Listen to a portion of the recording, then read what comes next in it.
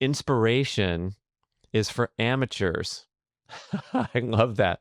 Okay. So if you want to avoid distractions, if you want to avoid having to dig deep for the buried treasure of motivation and willpower, it comes down to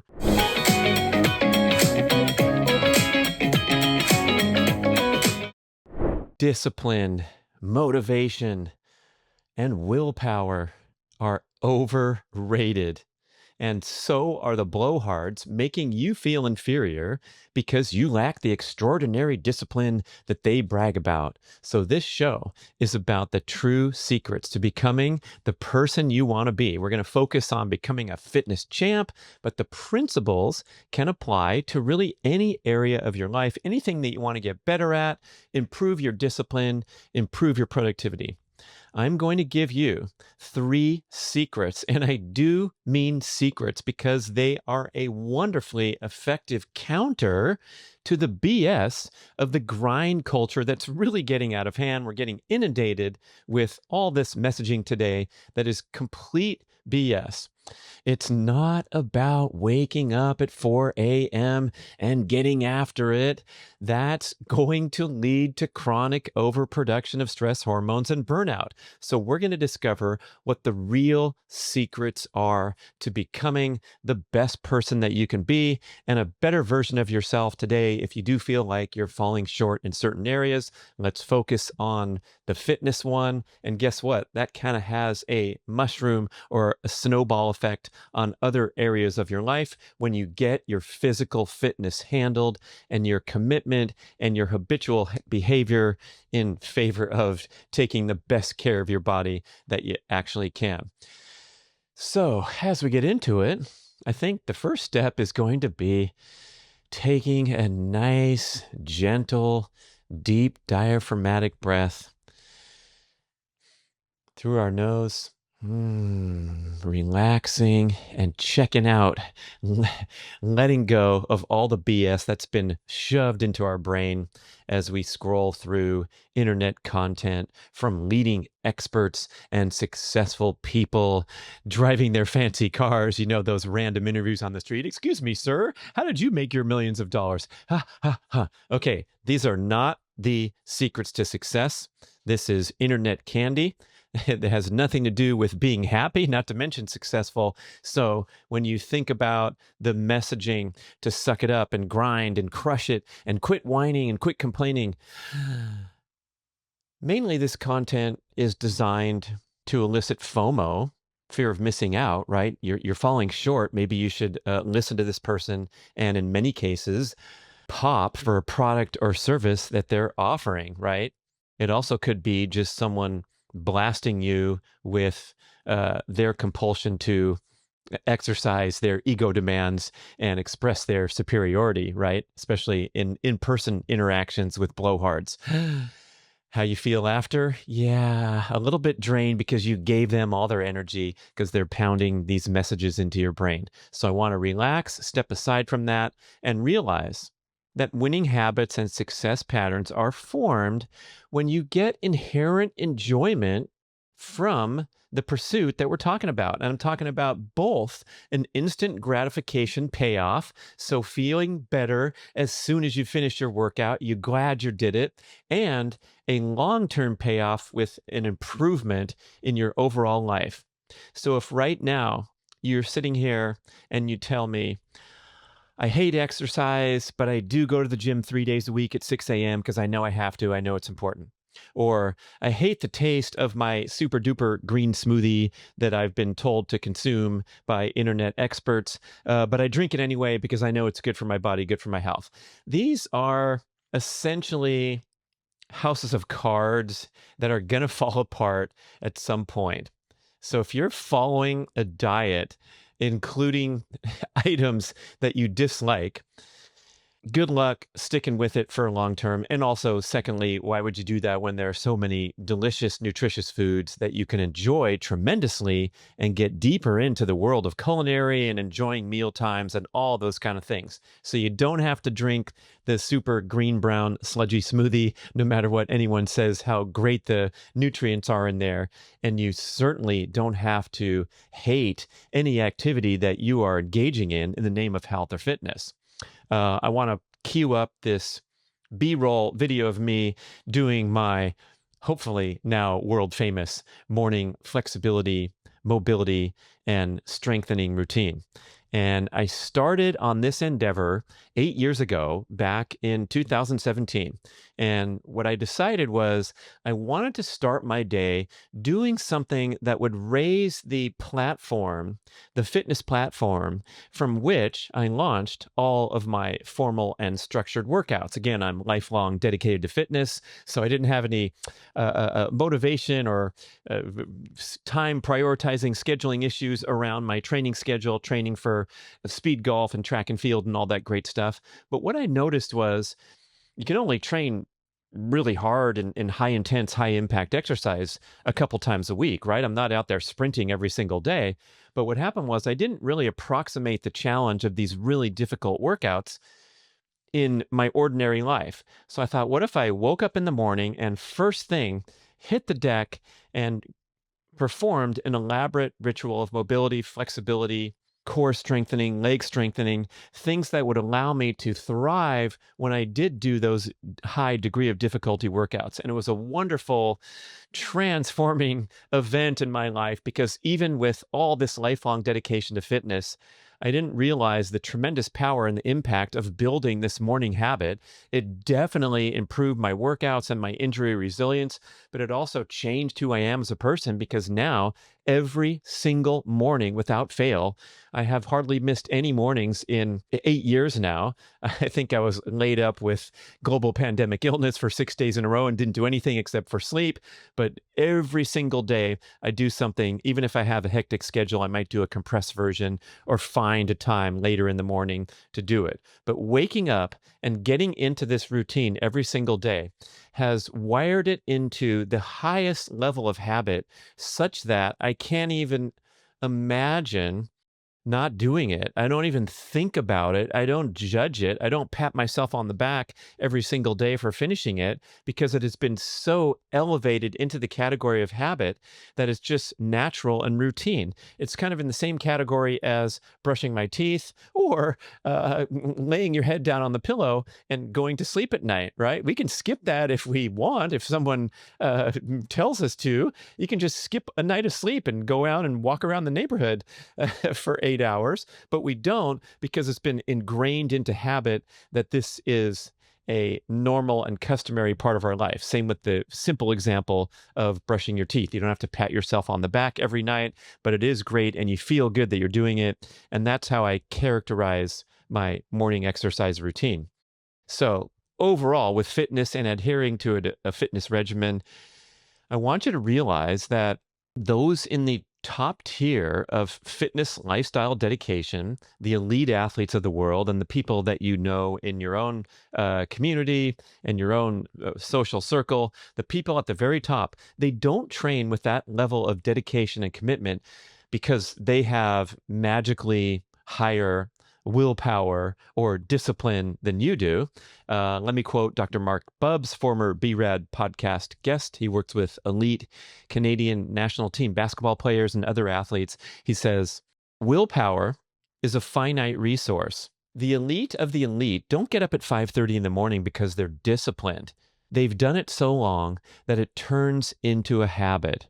They do it because they just do it. And that was what I was trying to express when it comes to my morning exercise routine. Maybe someone would watch me, but before I go have my warm beverage or reach for my phone and scroll through important announcements on social media or text messaging, I'm on the deck right away. It is almost always as soon as I wake up with nothing in between. So Boy, that's an amazing level of focus, discipline, and willpower, Brad. No, it's not. It started maybe with some of those requirements, but now it's just automatic behavior. So I want you to think of your aspirational habits differently. The elite athletes of the world do not have to spend time mustering up, getting psyched for the next workout. This is a popular quote you've heard, and it's been attributed to the American painter Chuck Close, where he said, quote, "Inspiration is for amateurs." I love that. Okay, so if you want to avoid distractions, if you want to avoid having to dig deep for the buried treasure of motivation and willpower, it comes down to making your desired behaviors consistent and habitual. Perfect example, simple example is the morning routine. So I want to get away from the grind culture and the messaging and give you these three true secrets to, in this example, becoming a fitness champ. And again, fill in the blanks. Maybe you've dreamed of writing a book or becoming a painter, whatever it is. These are the three secrets. So the first one, especially as it relates to fitness, is we're going to call this one flying under the radar. Of course, to get fit, you have to work your muscles hard, your heart and lungs. You have to feel that sense of discomfort that comes from trying to create an adaptation in the body.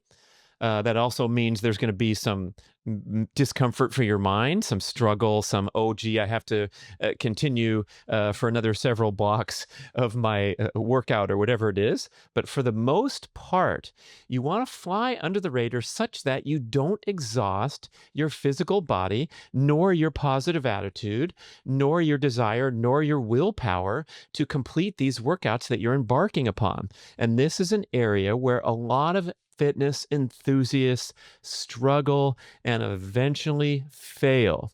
Let's blame the quintessential over-caffeinated personal trainer, where someone comes in on January 1st, they buy the 12-pack of workouts, and the trainer says, yep, we're going to transform your body.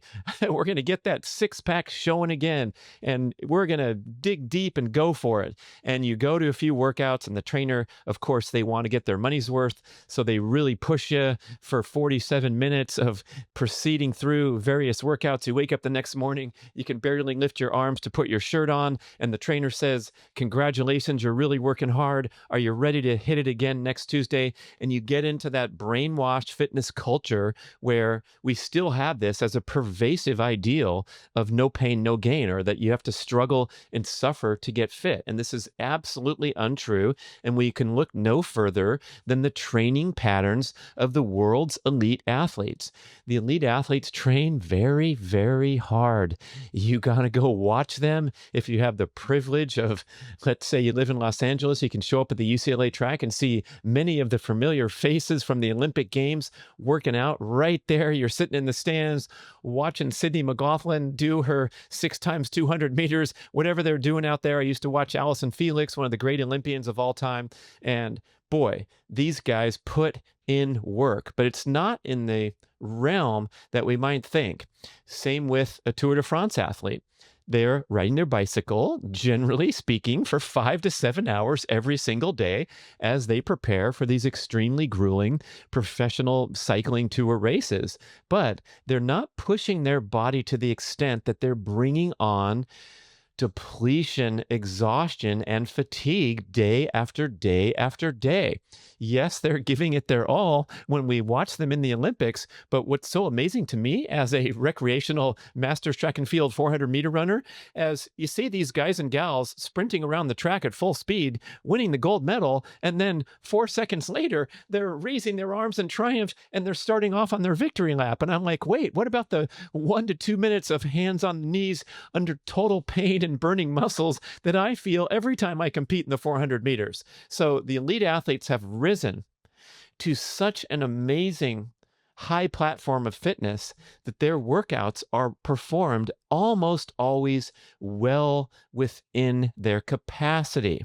So if you went to Michael Phelps, the greatest swimming Olympian of all time with his 28 gold medals, and went to the poolside and watched him training for 5 hours a day, if you could handle that boredom, working hard, breathing hard, touching the wall, catching his breath. Here comes the clock. You leave on the top, as they call it in swimming, and then he does another 400-meter butterfly backstroke repeat.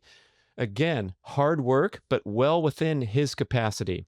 So we can take that inspiration from the elite athletes that I like to talk about a lot, Eliud Kipchoge, the greatest marathoner of all time, performing 83% of his weekly mileage in what is known as Zone 1 cardiovascular exercise. So by comparison, almost all of the recreational runners that we see, the 53,000 runners that recently finished the New York City Marathon, for almost all of those people, except for the very small, less than 1% fraction at the front of the pack, Zone 1 is a slow, medium, or brisk walk. So 83% of the marathoners of the planet, and there's, I think, around 2 million of them have finished a marathon alive today.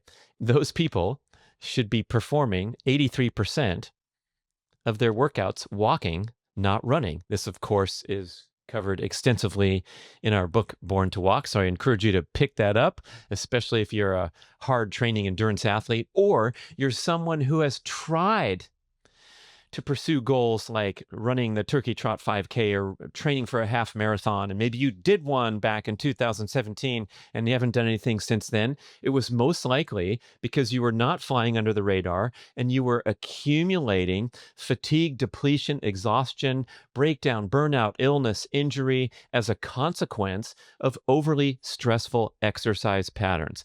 This also includes not just the marathon freaks out there, but the average fitness enthusiast who is showing up to a gym, going into the classroom, and trying to complete that 1 hour boot camp class or whatever you want to call it at slightly to significantly too stressful of an intensity level, and then trying to do that too frequently during the course of the week. Of course, you're going to have difficulty adhering to a fitness regimen that brings on a little dose of pain and suffering rather than feeling energized and buoyed and more alert, better mood throughout the day because you performed an appropriate workout.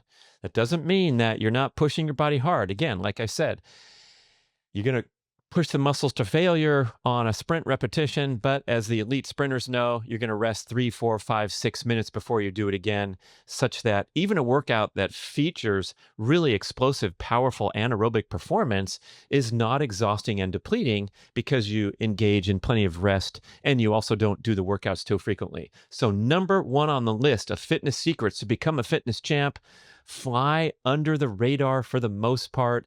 Don't even worry about that very, very fragile resource, which is your willpower, the discipline to get there and show up. You should want to show up because you get, like I said at the start of the show, an instant gratification payoff of feeling like the blood's flowing and you feel more alert and energized and elevated mood after the workout, and also the wonderful feelings that come from leading a fitness lifestyle and appreciating a healthy, fit, active, energetic body. Number 2, understand what loving it really means. And it is conveying a true love of the entire process. It is the persevering through difficult challenges that results in a life of satisfaction and contentment and fulfillment. Biochemically, what's going on? Dave Rossi says everything we do is in pursuit of a hormonal experience. Trip out on that on one of our 4 podcast episodes. So everything we do, every decision we make, every action we take is in pursuit of a hormonal experience. It is a pursuit of the feel-good experience, or in many cases, you've heard this from behavior experts too, everything we do is either in pursuit of pleasure or avoiding pain. So when we live a fitness lifestyle, when we're dedicated and habitual about our routine, we say we love it, And what we love is not necessarily the degree of difficulty and the pain and suffering involved from really pushing your body to high fitness levels, but persevering through difficult challenges, getting that payoff of a life of satisfaction, contentment, and fulfillment. And on a biochemical level, what's happening is you're prompting the release of the neurotransmitter serotonin and the hormone oxytocin, as well as a healthy, sustained release of dopamine. Let's take, for example, my passion, my quote, love of the 400-meter race. Do I really love the incredibly intense discomfort that happens at a level virtually like no other event in any sport? It's pure torture brought by lactic acid accumulated in muscles throughout your body, an unbelievable level of pain and suffering when you get to the backstretch, do that turn, and then try to hold your form together for the home stretch. There's nothing compared to it in terms of pure torture. I do not necessarily have a smile on my face running down the home stretch feeling, boy, doesn't this feel great to have my muscles completely in severe pain from lactic acid.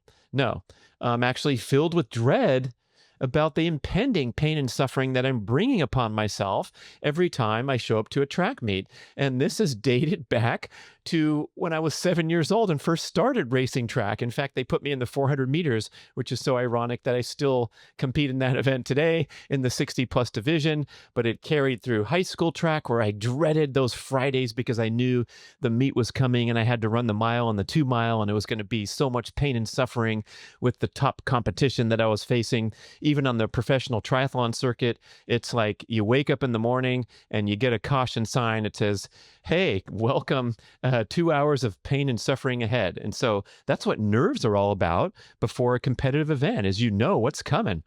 With the 400, I will say what I honestly love is that it's over with so quick, and I can actually calm my nerves saying, hey, at least it's not an Ironman like you used to have to do before, Brad, and suffer for 9 hours instead of 1 minute. And what I really do love is the process and the long-term contentment and the positive feelings it brings me from pushing my body to maximum level in pursuit of distinct competitive goals. I want to run faster than my age. I'm fixated on it. It gets me excited every day about doing something that's scary, outside of my comfort zone, and delivers this tremendous payoff in contentment, satisfaction, and fulfillment. What do we have on the flip side these days? Yeah, what we have on the flip side is the dopamine driven, the flooding of the dopamine pathways in the brain with instant gratification behaviors, bringing pleasure and comfort. The great book by my former podcast guest, Dr. Robert Lustig, called The Hacking of the American Mind. He describes in sordid detail how we're all becoming addicts in different ways at the hands of major corporate interests, spending billions of marketing advertising dollars, luring us into this litany of addictive behaviors that generate massive corporate profits. Look no further than the mobile device and the instant gratification internet content that has overwhelmed and swarmed our lives in recent years like nothing we've ever had before it. And of course, there are many other things on the dopamine hijacking life that we live in today, the instant gratification life that we live in today. Dr. Lustig mentions junk food, the instant gratification we get from consuming shitty food that makes our bodies feel terrible over the long run, but we get that instant dose of pleasure as soon as we consume that clever pairing of fat and sugar together. Of course, streaming entertainment is a big example there, where we get that instant gratification payoff. Over exercising is a way to go and trigger that endorphin high. When I talk about people who are addicted in a bad way to exercise, overdoing it and pushing their bodies to exhaustion, but coming back for more and more because you get that immediate high followed by a life of exhaustion, fatigue, and injury. We also have the addiction to the various harmful substances that have been such a problem in society forever.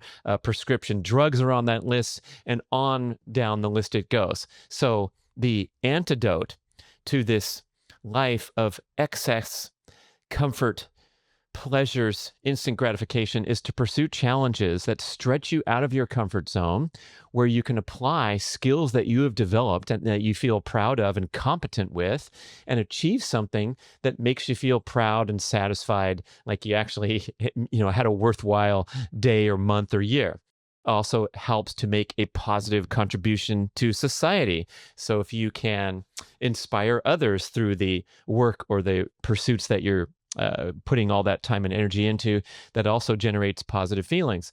This concept, I mentioned Hacking of the American Mind, great book. The concept's also covered in detail by a recent book called The Comfort Crisis by Michael Easter.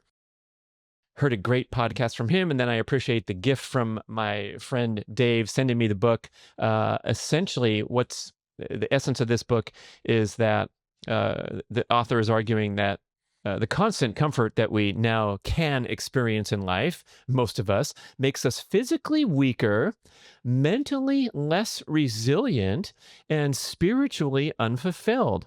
Go back to the ancestral health example. Easter pointing out that our ancestors regularly faced discomfort, hunger, cold, physical exertion, boredom, and uncertainty. This helped them grow stronger and more capable. I'm sure you can reference this and how the various struggles and challenges that you've overcome have made you a better person today.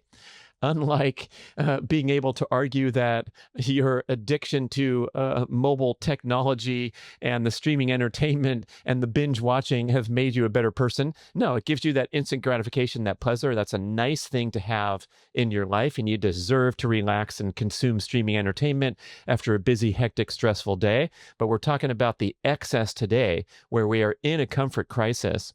Technology, convenience everywhere. We've eliminated most of the natural challenges to life.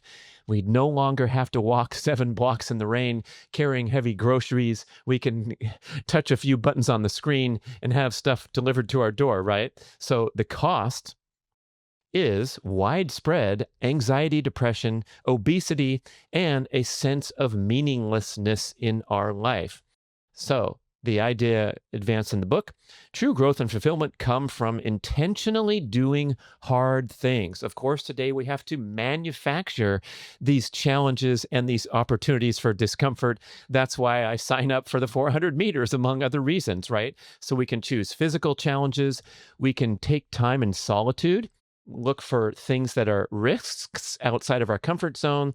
And of course, exposure to nature gives us a break from all that excess of comfort, convenience, indulgence, luxury. Another idea advanced is that modern comfort is a trap. It feels good short term, but erodes our long-term health and happiness.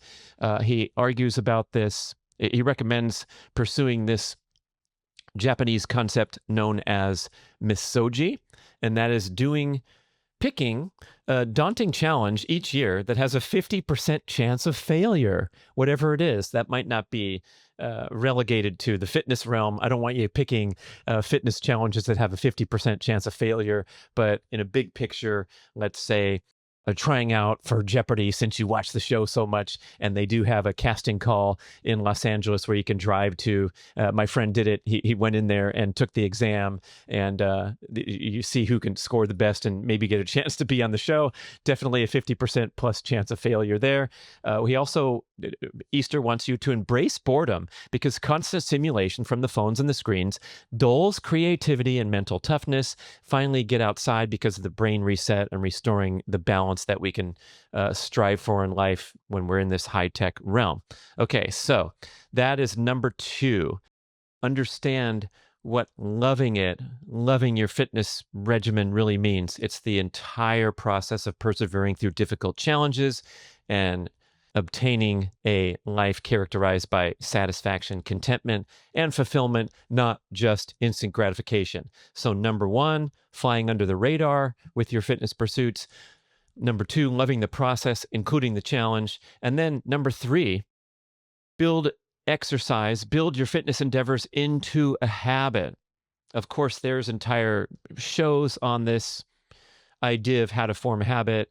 Number one best-selling book in the world for the last several years is Atomic Habits by James Clear, and we all have been exposed to a lot of this information about how important and how valuable it is to have healthy habits. So you realize, like I was trying to describe about my morning routine, you don't have to think about them. You don't have to judge them every single day. You don't have to complain. You don't have to pat yourself on the back. You just do it. But I love James Clear's strong, emphatic recommendation coming from his book that in order to build a new habit, you want to start with something making it super, super easy, a very, very low bar, because the main way that habit forming fails and falls short, especially when it comes to something like fitness, is you take on too daunting of a challenge.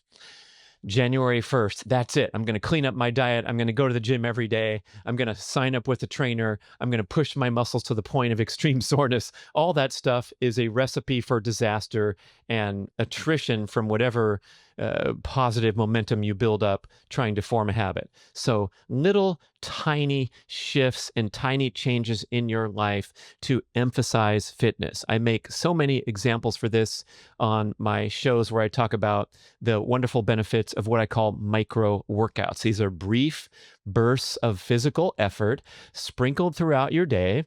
They don't take long at all. They might last for less than 1 minute, generally speaking, maybe a couple few minutes if you want. But these micro workouts are opportunities to move your body and challenge your muscles, and a great way to break up these prolonged periods of stillness that have so many adverse health consequences. Have a mini band, the little strap that goes around your ankles, have that in your visual field, somewhere in your work environment, in your home environment, and grab that thing and do a set for 30 seconds.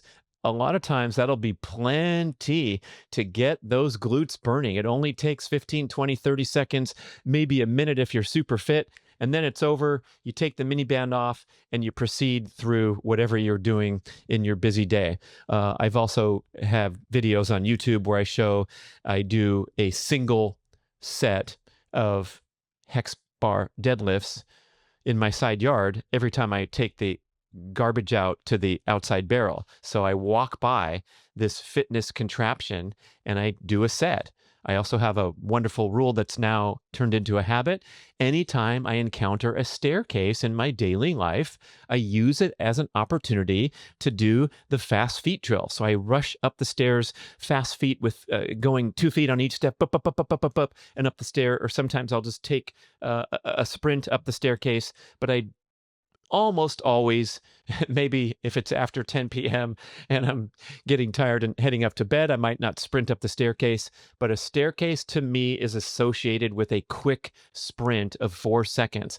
Doesn't matter if I'm tired or don't feel like it. I just kick into this alternate realm, this parallel universe where rushing up a staircase has become a habit. It started as an intention, right? It was like, hey, cool, let me practice my fast feet when I go up this staircase. And after the 700th time, because it was so easy and it was so bite-sized, I'm not standing here recommending that you do 10 sets up your home staircase every time you have to go up to the second floor of your home. Or if you're in an office environment, I want you to do 4 sets of 3 with 2-minute rest. No. That's for working out. That's for training. We have plenty of shows talking about how to devise a great training routine, but this is to create a little tiny micro workout habit where you have the mini band in your visual field, you have the hexagonal deadlift bar in your side yard, or you have a staircase that you can rush up, or you can set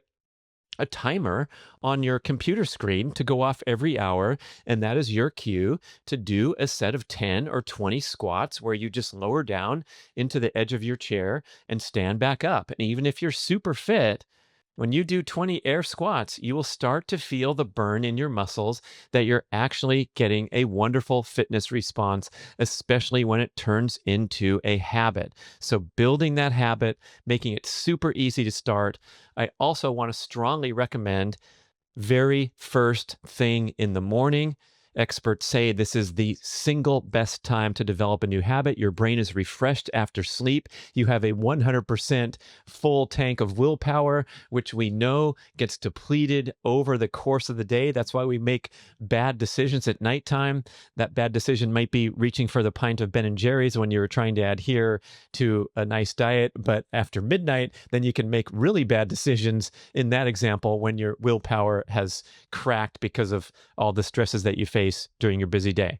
So no better time in the morning to develop, how about a tiny little miniature habit like a 1 or 2 minute mobility, flexibility, exercise routine before you get off and go and get your coffee and your newspaper and leash up the dog and take the dog out. Hopefully that's a morning habit. And that brings me to the number 2 idea here, which is to stack your desired new habits with existing habits.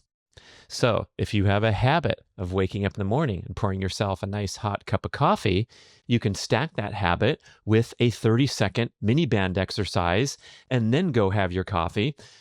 That's leveraging the great existing behavior patterns that you already have. And that brings me to number 3, which is to throw in a little reward and celebration in pursuit of building habits. So you can do the 30-second mini band, and your reward is that you get to pour yourself the cup of coffee rather than just taking the cup of coffee for granted and jumping right to it and saying, maybe I'll have time to do a 5-minute workout routine this morning. That might not work. And if it's not working after 30 days, let's rewind and say, make the habit. Again, James Clear talking, world leading expert, #1 best-selling book. Make it easier if you haven't shown a pattern of success. So let's take that down to 30 seconds, stack it with the coffee habit. And of course, the mini band comes first, and then you get to pour the coffee. That's a form of celebration and stacking, all stacked together. We could probably come up with 5 or 6 or 7 more tips and tidbits, but I want you to really focus on these 3 and really zero in and realize how powerful these 3 tips are to build that exercise fitness habit that you've dreamed of. So again, number 1, your exercise regimen should be under the radar so that you don't have to suffer and you don't have to conjure up willpower to drive down and meet your trainer for the 17th workout, the previous 16 being too tough. Fly under the radar, tone it down a little bit, take it easier.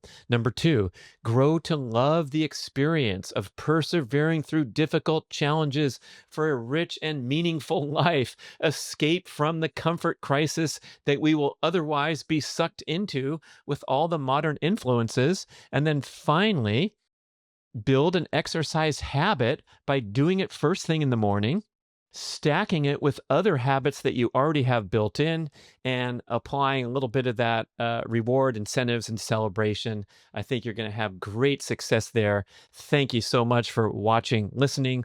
Let me know how it goes for you and some of the things that have worked for you to build great exercise fitness habits. I'd love to hear from those people that are at the high level in the fitness community.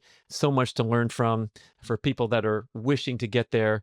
Now's your chance. I think you can do it. And I really appreciate you sharing this episode with someone you care about.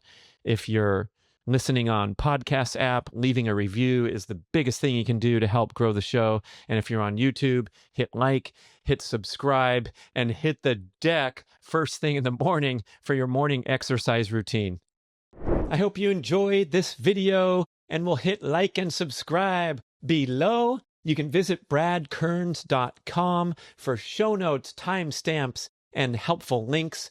Comment on the video. We read them all. You can also email us, podcast@bradventures.com. I love to connect. And the best way to support this channel is to check out the finest quality performance nutrition supplements in the world at bradnutrition.com or at the BRAD store on Amazon.